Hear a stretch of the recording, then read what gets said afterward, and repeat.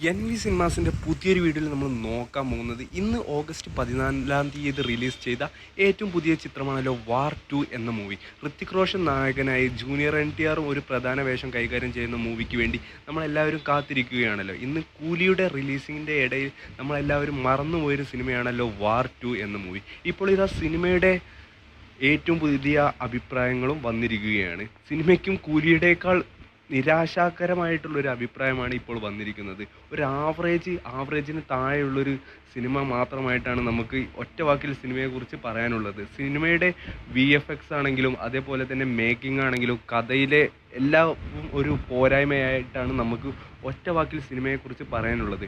സൗത്തിലെ super സ്റ്റാറും അതേപോലെ തന്നെ നോർത്തിലെ super സ്റ്റാറും എല്ലാം ഉണ്ടായിട്ടും സിനിമ താഴെ തട്ടിലേക്ക് പോയി എന്നാണ് ഏറ്റവും പുതിയ നിരാശാജനകമായിട്ടുള്ളൊരു കാര്യം. കാത്തിരിക്കാം ഈ അഭിപ്രായം വെച്ച് സിനിമയുടെ ബുക്കിംഗ് ഏത് ലെവൽ വരെ പോകുമെന്നും സിനിമ വിജയിക്കുമോ ഇല്ലയോ എന്നും ഒക്കെ അറിയുന്നതിന് വേണ്ടി. ഈ സിനിമ കണ്ടവരാണ് നിങ്ങളെങ്കിൽ സിനിമയുടെ അഭിപ്രായം തീർച്ചയായിട്ടും കമൻറ്റ് ബോക്സിൽ രേഖപ്പെടുത്തുക.